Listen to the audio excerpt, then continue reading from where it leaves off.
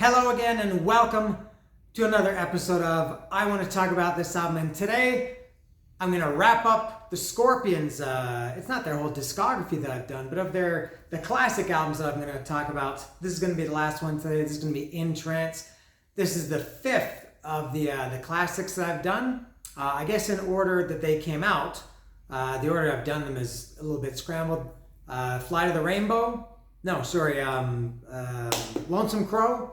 Fly to the Rainbow, this one In Trance, Virgin Killer, and Taken by Force. This one In Trance, pretty disappointing, I think. It's definitely my least favorite of those five that I just mentioned from their first five albums. And I'll give a reminder. I wasn't really into Scorpions until, I discovered Scorpions in 1982, as a lot of people did with Blackout. And then from there, I only went back a little bit to Animal Magnetism and Love Drive, and forward to Crazy World, which sucked, and Savage Amusement, which sucked. Cool shirts. Savage Amusement has cool shirts, but the album is not so good. And a few years ago, 5-6 years ago, I went back and downloaded all their records, the first five that I just mentioned, and I'm not familiar enough with them to really go in depth to them too much. That was hard to say. I had to take notes. So this one, In Trance, I've heard it a few times over the years, listened to it a few times over the years, but sat down, took it out for a walk the other day, sat down with it today to really listen to it. And yeah, it's definitely my least favorite. I think it's just kind of, and you'll see as I go through the track by track, it's just kind of a quiet, mellow album. There's not a lot of rock on this album as there were on pretty much the other albums, except Lonesome Crow is a little bit kind of weird and psychedelic. By this point, their third album, that was pretty much finished. They were more hard rock, but not quite as hard rock as they were on Virgin Killer, and then even more in Trance, Love Drive, Animal Magnetism, etc. I don't usually do this, but I will do this. A little spoiler alert. Close your eyes, shut your ears, but don't turn away. There will be one more Scorpions album after this. And there it is. Live album, doesn't count, but this will be the last. In Trance is going to be the last one of their studio albums that I'm going to do. All right. So, and this is I noticed this is the first one. This is their third album. The first one, for whatever this is worth, with the classic logo. Lonesome Crow didn't have it. Fly to the Rainbow didn't have it, but this one did, and they still use this one. Some people would say to this day, which sounds very dramatic. So there it is, a little hype sticker here. All the Scorpions albums have the same hype sticker. These were reissued, I think, about a year ago, sometime last year. Special edition remastered from the original tapes on 180 gram heavyweight colored vinyl, and it's in soft touch sleeve. I don't know what color this is. They were all different colors before. Can't remember what color each one was, and I don't know what color this is. I'm about to find out, so I will cut this open and go through it track by track with my notes. And these didn't have any good liner notes or anything. Just that black soft touch sleeve that they called it inside. Yeah, and this is the same. There it is. And let's see what color this is. It looks like it's a silver.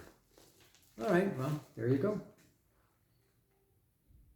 Cool, silver, I guess kind of transparent, opaque, is that what it's called? And that's it, no liner notes, no lyrics, nothing like that. Let me get this back in here before I get started. Where's Mike Pratt? I haven't seen that guy for a long time. Maybe he's on summer vacation. I'm not sure. Mike, say hello if you're around. So going through this, I'll put this back too. Going through this track by track. The first track is Dark Lady. And what did I write about this song? It is a good rocker, as you would expect opening songs, especially back then and even now. Opening tracks are always rockers. This is a good rocker, but strange that it's got Uli John Roth does the lead vocal. He sings another song on here too. And I mentioned when I did, I think it was Fly to the Rainbow. He sings a song on there too. He sings, I guess, one on every album. And I think it's just, I don't know, a little bit strange that, and I talked about this when I did the Rolling Stones the other day. You Got the Silver, Keith Richards sings the lead vocals on that. And I think especially with Scorpions, you got a guy like Klaus Meine and Uli John Roth. Nothing against him, but he sings 2 out of the 10 songs. One of them is an instrumental, so 2 out of 9 songs, Uli John Roth. And it's not so much that that's strange. It's strange that it's that he sings vocals on the opening song. A little bit odd, I think. And then you have Klaus Meine wailing. I love Klaus Meine. He's Uli is doing the lead vocal, and then between each line of the verses, you have Klaus Meine wailing, as he has a tendency to do, and he sounds great. So good song. It's a rocker, good song. I like Dark Lady. Next is In Trance. Not too much to say about any of these songs, really. There's not a lot of variety on this album. It's kind of a quiet, slow album. Not a rocker, as you would expect. In Trance, the title track, it's got quiet verses. This is a recurring theme. Quiet verses, loud choruses, and kind of slow to mid-tempo. It's not a ballad. In the vein of No One Like You. It doesn't sound like No One Like You, but it's in that kind of like, is it a ballad or is it a rocker? It's not sure. Next is Life's Like a River. Same thing again. It's a mix of quiet and loud, and it's kind of slow. It's not a rocker. And I have no problem with it. Not every song needs to be a rocker. I like slow songs. I love some ballads, but just too many on this album. Next is Top of the Bill. This is one that I am the most familiar with. This has a really great riff. It sounds like it's going to be a rock song. That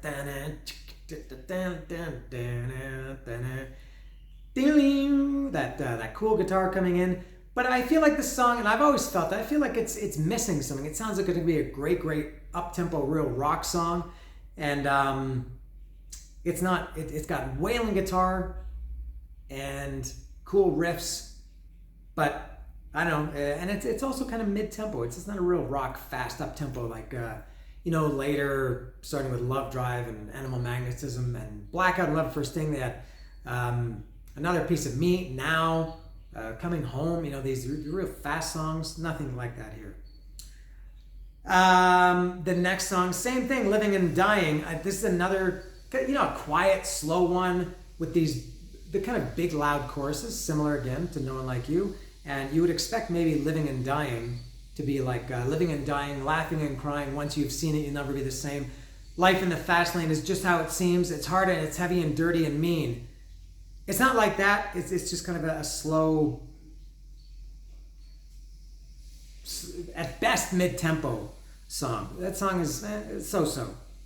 On side 2, you turn over and it's Robot Man. Now this is more like it. This is more, it's up-tempo. It's a rocker again, I guess because it's the first song on the second side. But when I was listening to it, I thought, do I like this song because it's good? Or do I like it just because it is more a rocker, what I expect from the Scorpions? But Robot Man is pretty good. Next is Evening Wind. Another one. It's got this kind of a loud intro, and then it gets quiet and slow. Again, another one like that. And again with these loud choruses. Same with In Trance, Life's Like a River, Living and Dying, and Evening Wind is like that too. Next is Sun in My Hand, Uli John Roth, lead vocal again. This is kind of got a bass, I guess bass driven with a lot of again wailing guitar. This is more, I guess, a little bit of a rocker, but still it's mid tempo and it's okay. It's again, there's not really one song on this album that I love. There are, I guess, 2 that I like, and the other ones are just, there's none that I hate either. Very, very mixed bag here. Next is just 2 more. Longing for Fire. This song, I have no idea how this is not a Rush song, an old Rush song like Fly By Night or something from the first album or something. I've talked about this before. I never listened to Spotify ever. Never. Zero. Haven't listened to it for years. I listen to all my music almost exclusively, except when I listen to these records once or twice a week. I listen to all my music digitally on my phone. These are songs I've downloaded going back 25 years in some cases. And I have over 10,000 songs on my phone. And what I often do, sometimes I like to choose a song or choose an album, but sometimes I just choose one song and then put the other 10,000 songs on random, and whatever comes up, comes up. And I don't know when, 6 months ago, 8, 9, 10, 12 months ago, I don't know. I don't know every song of the 10,000. This song came on and I didn't recognize it. I thought, it's got to be, it's Rush, obviously. And you know, just the bass more than anything. This is in the first 20 or 30 seconds. Obviously, when the vocals come in, Klaus Meine doesn't sound like Geddy Lee at all. But musically, oh my God, this really, bass more than anything, drums too, really sounds like Rush. And then the bass in the song, and I wonder if this is Francis, and I've never known how to pronounce his name, Buchholz or Buchholz? I don't know. Like, I wonder if, is this really him playing? Because he's nothing against the guy, but I mean, I don't think I've ever heard him play like this on any other Scorpion songs. He you know, pretty much keeps it simple in the vein of Cliff Williams or something, you know, holding it down. Some people would say that Francis holds it down, and very unusual to hear him playing like this, which makes me wonder if somebody else is not playing on Longing for Fire. But that's a good song. It's like it is a rocker. This one's a rocker, quite melodic, and again, wailing guitar. I don't know what happened there. Yeah, Uli John Roth, man, I didn't really know anything about him until 5 or 6 years ago. I only knew Matthias Jabs, and yeah, Uli John Roth, man, great. And then the last song, what a waste. The last song is Night Lights. It's the instrumental that I mentioned earlier. And even this one, it's kind of a mid-tempo, quiet, mellow. There's some you know, electric guitar, but it's definitely not a rocker, and kind of a disappointing way to end the album. And yeah, the album overall, as I said, is disappointing. For sure, my least favorite of the 5 original ones. Well, before they got to Love Drive with Matthias.